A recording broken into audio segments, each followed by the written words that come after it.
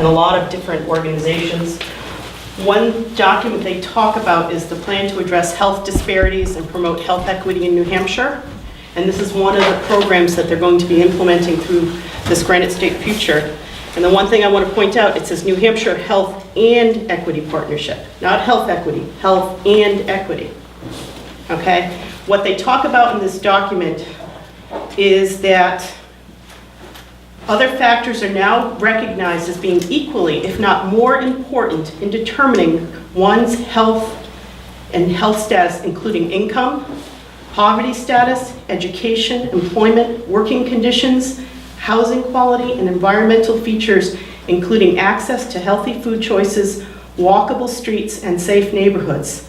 This complex array of social, cultural, and environmental factors that impact one's quality of life are called social determinants of health, and they contribute significantly to health disparities. So this so-called document about promoting health equity in New Hampshire is talking about social equity.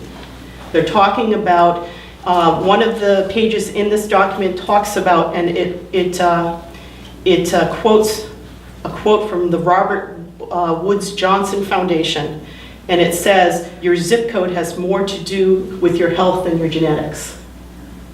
So they're talking about zip code based, that because of your health, that there needs to be equal distribution of the poor around zip codes. That's what they're talking about in these documents. In this document, they talk about going into each town and getting much more data based on the spread of different environmental and social conditions. So they're going to do health, they call it a health survey, but they're taking data points of the different demographics, including race, and there's a bunch of other things, but race is a big thing in here, that they're going to look at the race composition of every town in New Hampshire. One of the partners is HEAL New Hampshire, and HEAL New Hampshire Healthy Eating Active Living. And then you say, well, where did HEAL come from? HEAL was formed in 2008, and it's an outcrop of an organization that was formed in the mid-2000s called the Convergence Partnership of the Tags Foundation. And according to the Convergence Foundation, it's the Kaiser Foundation, the Robert Woods Johnson Foundation, and a variety of what I would personally consider radical organizations got together to form the Convergence Foundation. And then they brought in an organization called PolicyLink to run the HEAL program. So PolicyLink was brought in to run this HEAL program. The HEAL program is now like in 17 locations, including HEAL New Hampshire.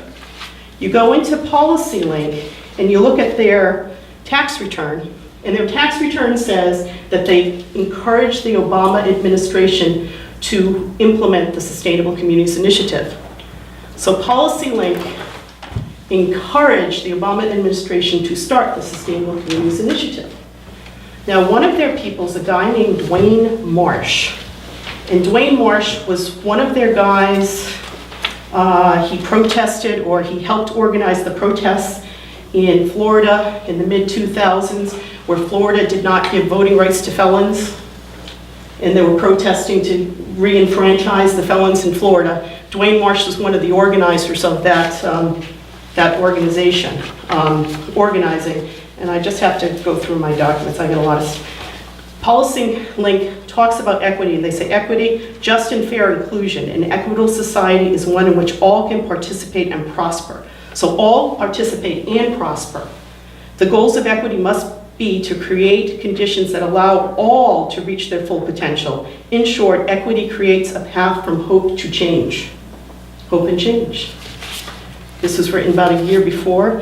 One of the things they say, the HEAL, there's a big document, it's like that big, but the second page of that document, promising strategies for creating healthy eating and active living, on the second page, we are dedicated to encouraging environmental policy practice and organizational change with core values grounded in equity and social justice.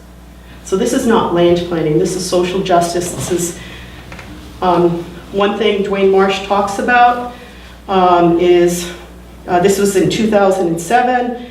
It's inspiring to see so many folks ready, willing, and eager to fight for equality and equity for all Americans.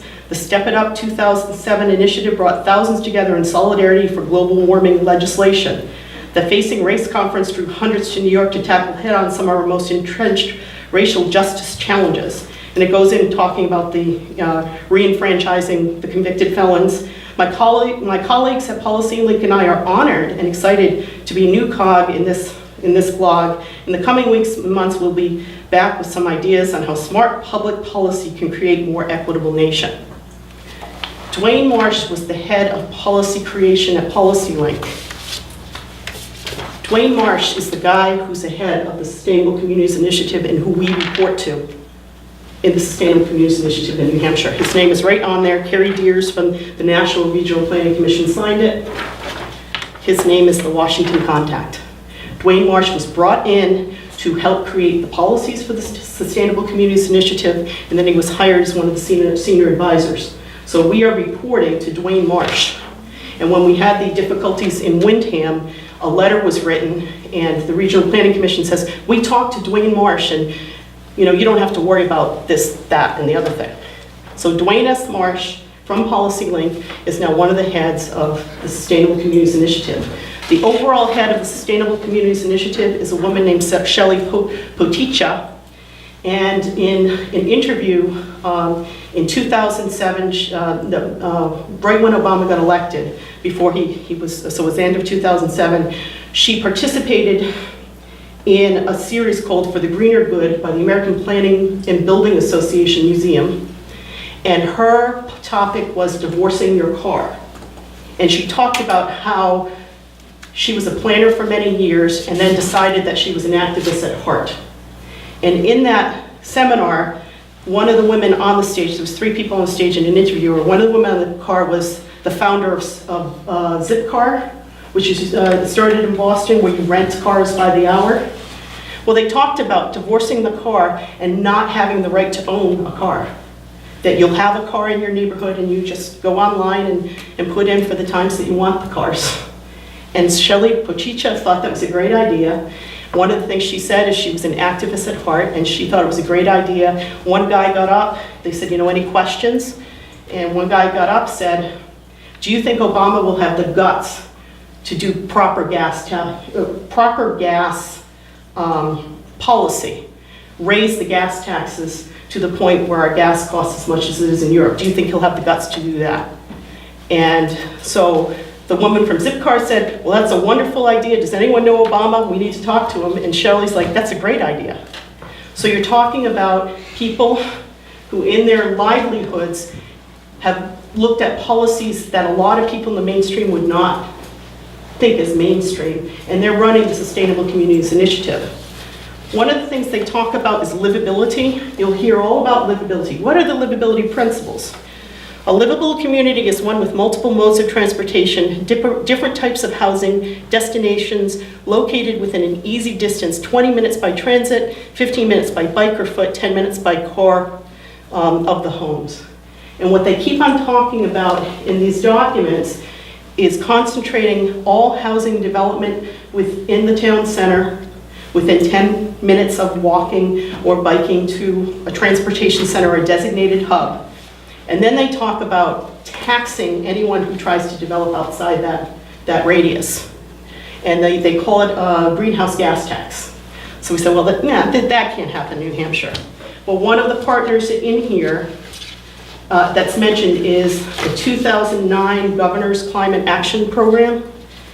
And that came out in March of 2009. Just thing I want to show you that in the Walkable Livable Communities Toolkit that just came out, given out by Hill, New Hampshire, and sent to all the planning boards.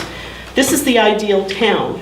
We have 3 and 4 stories with retail on the bottom, 3 or 4 stories of apartments and housing, and that sprawl is bad, and you take all your centers and all your shopping malls and convert it to housing. And this is for New Hampshire. This is New Hampshire's vision. So. Okay. Sorry. What happens if you don't have a town center? You will. You will.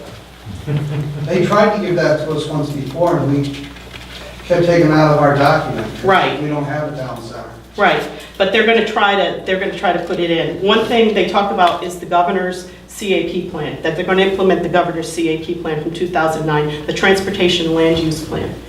In the Transportation Land Use Plan, they talk about taxes, local gas taxes, state gas taxes. I just want to read from their document, because they talk about implementing this, and the implementation is, I can't find it right now, the implementation of local gas taxes, state gas taxes, what they call a registration tax. And the registration tax is to pay for local transportation. Now in New Hampshire, it's limited to $5 to put a local registration tax, but out in the western states, they have the same tax, and now it's up to about $100 per car. So we'll put a local registration tax on to pay for the local communities. One of the things they talk about is the fee-bait program. That if you have the nerve to buy a vehicle that doesn't get high gas mileage, you will have a fee of up to 5% of the manufacturer's suggested retail of the car when you register your car for the first time. And then those people who choose a vehicle with a higher gas mileage will get a partial rebate, and then the difference will be kept by the state to fund local transportation. The other thing they talk about is a greenhouse gas developer tax, where depending on how far you're away from the town center, you'll get a tax based on the greenhouse gas anticipated being generated from that property.